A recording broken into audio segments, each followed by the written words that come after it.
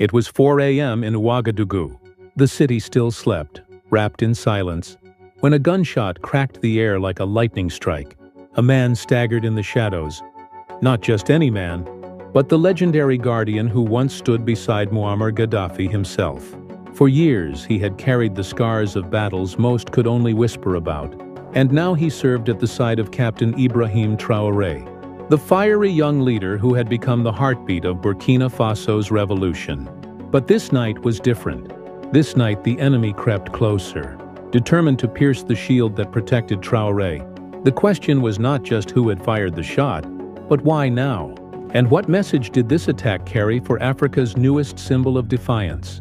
The story of the man attacked at 4 a.m. cannot be told without returning to another time, another leader, and another battlefield of ideas. Long before he stood guard beside Captain Ibrahim Traoré, he had once pledged his loyalty to the man who symbolized defiance across the African continent, Muammar Gaddafi.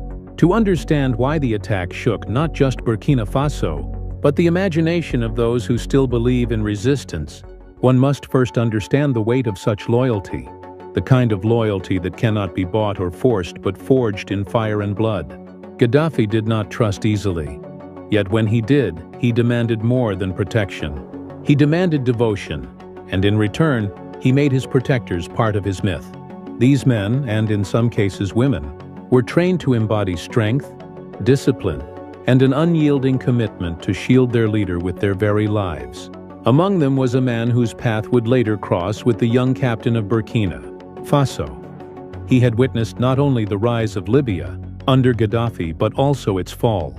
He saw how a leader once feared and admired by millions was hunted, betrayed and killed in the chaos of foreign intervention. He survived that collapse, carrying not just physical scars but memories too heavy for ordinary men. While many scattered, he carried forward the legacy of loyalty, searching for a cause that still made sense in a continent where leaders who refused submission were rare. When he found Traoré, it was not by accident. Something in the Burkinabe leader's fiery words, his bold defiance against France and Western control, reminded him of Gaddafi. To him, this was not just another assignment. It was a second chance to protect a vision that echoed the one he had once defended in Tripoli. In Burkina Faso, the presence of this bodyguard carried more than practical meaning. To the ordinary citizen, he was just another shadow moving around the captain. But to those who understood history, he was a living reminder that Africa's struggle is continuous. He represented a bridge between two generations of defiance, one that had been silenced in Libya, and another now rising in Ouagadougou. This was why the attack at 4 a.m. mattered. It was not merely the targeting of one man. It was a strike against the symbolism of continuity, a message meant to rattle not just Traoré's security but the idea that Gaddafi's dream could find rebirth in West Africa. The man himself was not naive. He knew his position made him a marked target. In whispered conversations, he often told comrades that true loyalty demanded accepting death as part of the job. Yet he also believed his survival in Libya was for a reason. Each time he stood beside Traoré during speeches, watching the crowd erupt in chants against neo-colonialism, he felt the echoes of Tripoli's squares, when Gaddafi declared Africa should belong to Africans alone. For him, protecting Traoré was more than work. It was redemption, the unfinished business of history. The attack was carefully timed. Only someone who studied patterns would choose that hour.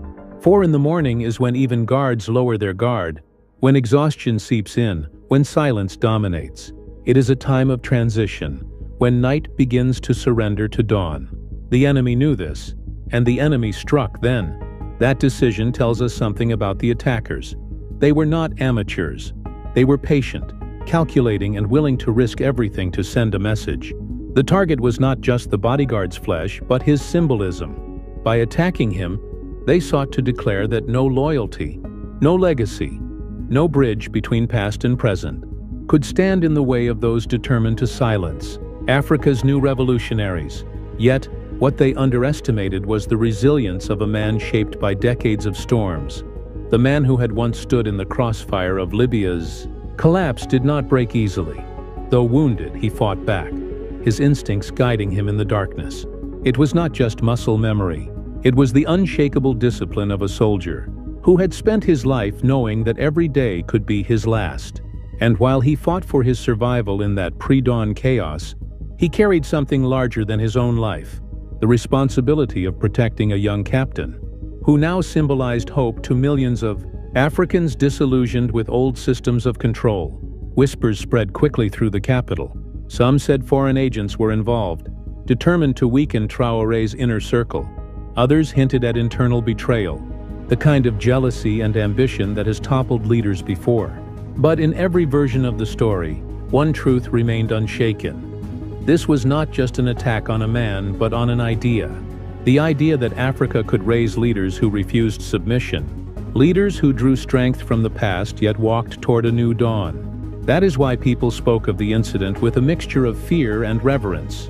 Fear, because it showed how far enemies were willing to go.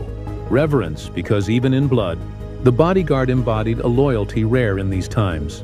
The attack became a mirror reflecting the wider battlefield on which Burkina Faso stood, surrounded by enemies, threatened by terrorism, pressured by foreign governments.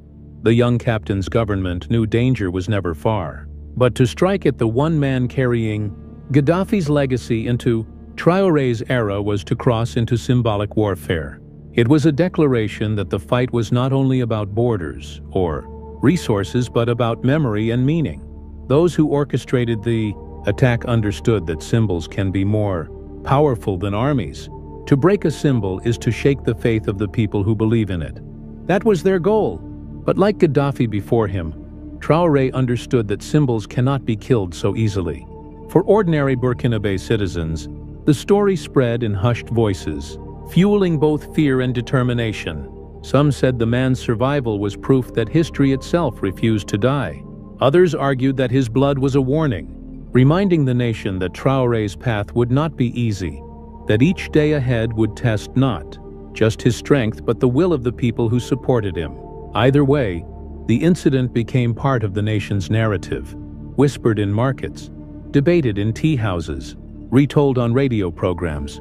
It was no longer about the man alone. It was about what he represented. And so, in the early light of dawn, when the city awoke to news of the attack, there was a sense of reckoning. The story was not just about bullets and blood, but about whether Burkina Faso could carry forward a dream many believed had been buried with Gaddafi. It was about whether loyalty, in its purest form, could still exist in a world where betrayal seemed to dominate politics.